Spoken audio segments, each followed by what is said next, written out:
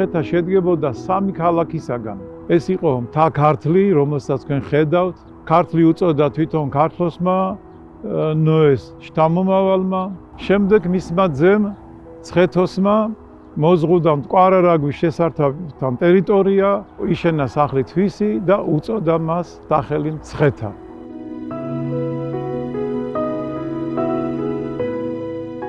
მესამე ქალაქი შედარებით მოგვიანოა, ეს არის სევსამორა, დღევანდელი წიწამური, თქვენ ხედავთ აი მულამაზეს მთას, რომელიც დღეს მოტიტულებულია, მაგრამ არქეოლოგიური გათხრები აქ მიმდინარეობდა 60-იან წლებში და უძველესი ციხე-კოშკები, ქალაქის შემადგენელი ნაგებობები დღესაც ჩანს. ანუ ეს 3 ქალაქი ქმნიდა ერთ მთლიან დასახლებას, რომელსაც შემდგომში მცხეთა ეწოდა. საუფლო კვართი ჩვენს მიწაზე ზეცის აყრდენია. კვართის მობრძანების შემდეგ და წმინდა ნინოს მიერ გამოვლენის შემდეგ კვართის გარშემო დატრიალდა მთელი საქართველოს ისტორია. ჩვენ ახლა ვიმყოფებით გეცემანის ბაღში და გეცემანის ბაღის მნიშვნელობა იზრდება იმის გამო, რომ იგი იკრებს მთელი მცხეთის შემოგარენს ვიზუალურად და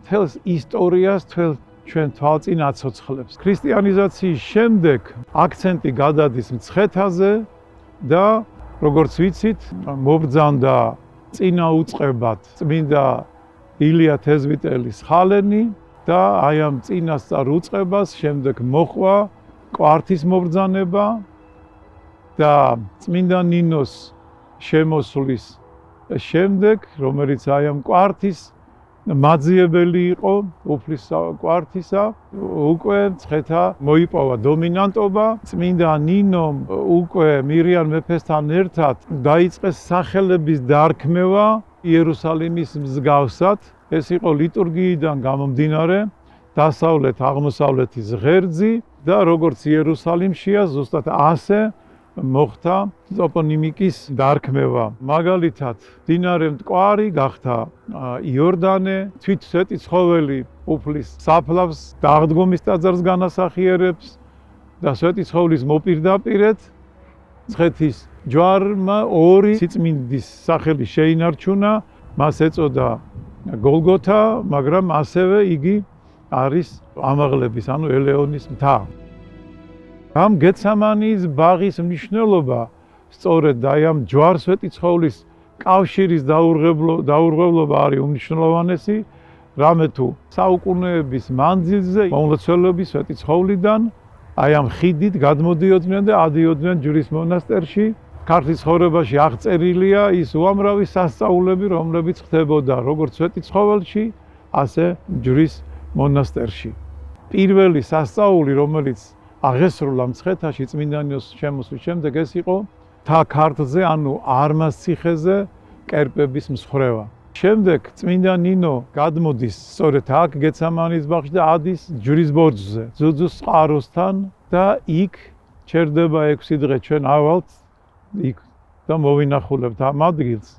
6 დღის შემდეგ ჩადის სწორედ მცხეთაში და იწყება მისი მოღვაწეობა უკვე მცხეთაში. მეორე სასწაული აღსრულებული არის სამეფო ბაღში, როდესაც შედის, იქ მას ხვდება დედაკაცი ანასტასოსი სახელით და აი ამ ბაღში დღევანდელი სვეტიცხოვლის ტერიტორია იყო ეს ბაღი, იგი აქ იწყებს ცხოვრებას და აი ამ უშვილო ოჯახს მრავალი შვილი მიეცემათ შემდეგ. შემდეგ ის გადადის უკვე სამთავროს მონასტრის ეზოში, მაყლოვანში, იქ უკვე განკურნავს დედოფალ ნანას, სასწაულებრივად აი ვაზის ჯვრით და შემდეგ უკვე ხდება მირიან მეფის გამგზავრება თხოთის მთაზე და უკვე მირიან მეფე ბრუნდება მცხეთაში მოქცეული და ინათლება მეფე, დედოფალი და მტკვარ არაგვის შესართავთან მოინათლება ყოველი ქართლი. აქედან იწყება ტაძრის მშენებლობა უკვე მცხეთაში და პირველი უდიდესი სასწაული სვეტიცხოვლობა.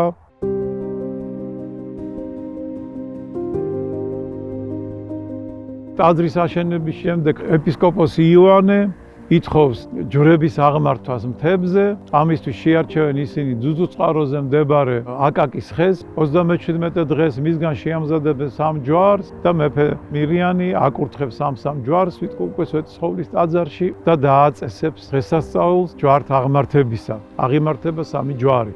წეთი ჯვარზე, თხოცსა და უჯარმაზე და ქართლის ცხოვრება გვამცნობს, რომ დაეცა ყოველი კერპი ქართლისა.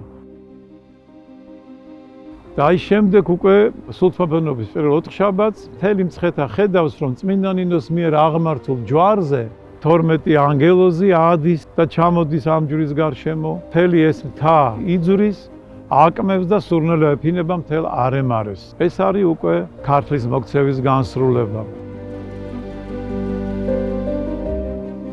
ჩვენ ახლა ჯვრიდან ვეშვებით ძუძუწყაროზე და ჩანს, რომ იმდენად ვიწროა ეს ჩასასვლელი, რომ შეუძლებელია აქ სხვა გზა ყოფილიყო თვით წმინდა ნინოს დროსაც. ამიტომ ჩვენ ფაქტიურად წმინდა ნინოს ნაკვალებზე დავდივართ ახლა. ეს გზა ამოიარა წმინდა ნინომ ჯვრით ხელში და ამ გზით ჩავიდა შემდეგ ქვემოთ.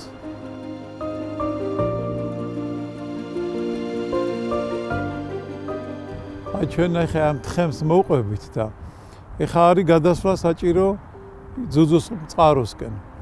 სხვა გზა შეუძლებელია, სხვანაირად ვერ გადავიდოდნენ იქ ვერც მაშინ და ეხლაც. ამიტომ მაშინმე ჩაჭრეს კლდეში ეს ნაპრალი და ფაქტობრივად უღელტეხილი გადასასვლელი გააკეთეს და ასე რომ ესეც ზუსტად ის ადგილია, სადაც წმინდა ნინომ გაიარა და შემდეგ გამოიარა და ჩვენც აი ამ ნაკვალევს მივყვებით ახლა. სამეფო დასით მოდიოდა და წარმოვიდგინეთ, აქ ეპისკოპოსი, მეფე, მეფის უფლისწული, დედოფალი, ყველანი ერთად მოდიოდნენ აი ამ გზაზე.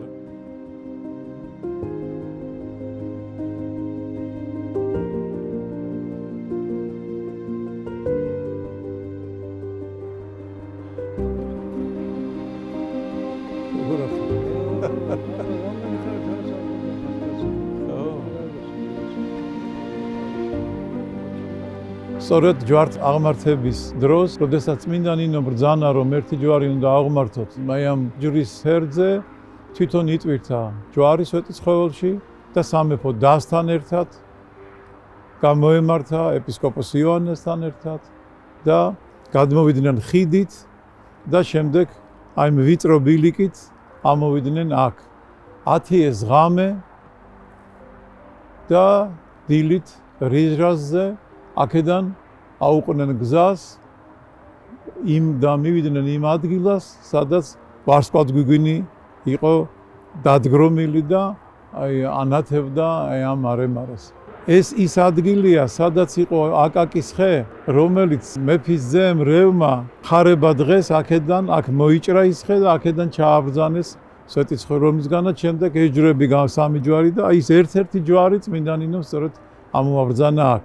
ანუ ეს არის შესვენების ადგილი, ლოცვის ადგილი და მეორე დღეს უკვე ადიან და იქ წმინდა ნინო ეუბნება ეპისკოპოს იოანეს, შენ ხარ მღვდელ, ამიტომ ეს ქვას მიაწოდებს და შენ აკურთხე ეს ადგილი და სწორედ ეპისკოპოს იოანეს კურთხევის შემდეგ აღმართავენ ჯვარს. მე-4 საუკუნეში აღიმართა ჯვარი ეს ჯვარპატიოსანი მცხეთისა, შემდეგ უკვე მე-5-მე-6 საუკუნეში აშენდა მცხეთის მცირე ჯვარი, ხოლო მე-6-მე-7 საუკუნეში აშენდა უკვე ეს დიდი ტაძარი, საოცარი მცხეთის ჯვარი და სწორედ მაგ საუკუნე შემდეგ უკვე აშენდა ეს ტაძარი, რომელიც დანგრეული იყო რამდენიმე ათეული წლის წინ მამა არჩილ მინდიაშვილის მეცადინეობით ეს ტაძარი აღდგა. მსახურება წირვალ აღელვინება ხოლმე პერიოდულად. ეს ადგილი გახლავთ წმინდა ნინოს სალოცავი, ანუ სამოღვაწეო ადგილი. ერთ-ერთი პირველი სამოღვაწეო ადგილი. ნინო შემობრძანდა 1 ივნის, დაახლოებით 2 თვენახევრ იცხოვა რუისურნისში. და მერე აქ წამობრძანდა მცხეთისკენ, ქართლისკენ არმაზობის დღესასწაული. აი იმ თვალზე თქვენ პირდაპირ ხედავთ ეს ქართლოსიც მთა არის, ანუ არმაზიც მთა არის. აი იმ ზეწერზე ახლა აქედან ჩანს ჯვარი დგას. აი მაგ ჯვრის ადგილას გახლდათ არმაზის კერპი. 7-8 მეტრიანი ქანდაკება გახლდათ, ადიოდნენ ჩვენი წინაპრები და ლოცულობდნენ როგორც ღმერთზე.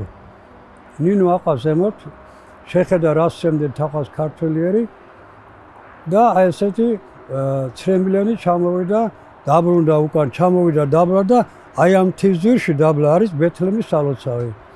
აი შებძანდა გამოქვაბული ახლა ილოსა წმინდანინო აი ამ ლოცვის დროს გარკვეული დროის შემდეგ გამოვარდა ქარიშხალი, წამოვიდა სეტყვა და გადმოაგდო ეს არმაზის კერპი.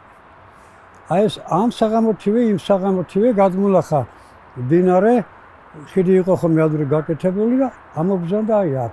ქვემოდან არის ამოსასვლელი, აქ მობრძანდა, რატომ მობრძანდა? ნინო მიცოდა წმინდა ნინო წინასწარ ისგან დედაღვთისმშობელი მარიამისგან მაგ იყო სასწაულო მოქმედი ხე. აი აქ მობრძანდა ამ აკაკის ხესთან, ქართლის ცხოვრებას წერი აკაკის ხე ერქვა ამას. და აი აქ მუხლებზე დარგა და ლოცულობდა ჩვენს გამო. 6 დღე და ღამე გაატარა ნინო მაგ. ევედრებოდა უფალს ჩვენს გადარჩენას. ჩვენს გადაგვარჩინა. აი ამ ადგილიდან იმ ხის ფესებიდან, აკაკის ხის ფესებიდან აღმოაჩინა პატარა წყარო, რომელსაც სვამენ აქ მობრძანებული ხალხი და მიაკეთა მკურნალობენ ამ წყლით.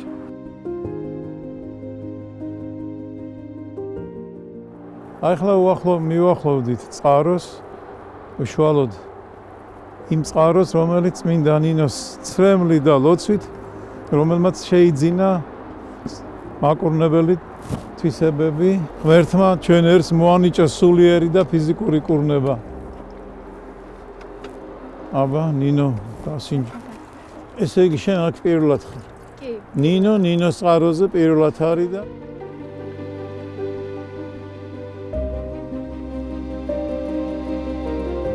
მეოთხე საუკუნეში ფაქტიურად რა სასწაულებიც მოხდა, რომ ჩამოვთვალოთ. შემდეგ არც ერთ საუკუნეში ამდენი სასწაული ერთად აღარ მომხდარა. და ეს იმიტომ, რომ რაღაცა დიდი უნდა დაწყებულიყო ქართველი ერის ცხოვრებაში. ჯვრის ტაძრის შესასვლელი, ტიმპანზე გამოსახული ჯვართაღმართების რელიეფი. წრეში ჩაწერილი ჯვარი, რომელსაც შესთომით ბოლნურ ჯვარს ეძახიან. სინამდვილეში ეს არის ნამდვილი მცხეთური ჯვარი, იმიტომ მცხეთაში გამოცხადდა იგი. ჯვარი არის 8 კუთხა და კუთხეები ბოლოვდება ვარსკვლავებით. ეს იმ ვარსკვლავთ გვირგვინის სიმბოლოა, რომელიც ჯვარს ერტყა ზეციურ ჯვარს. და რაც თავარია, ის რაც ხდება აი ამ ტიმპანში, ეს არის გზამკვლევი ჩვენი, სივრცეშიც იგივე ხდება. ანუ რაც აქ მოხდა სასწაული ერთხელ. ჩვენმა წინაპრებმა საოცრება მოახდინეს, ის სასწაული გაამარადიულეს ქვაში.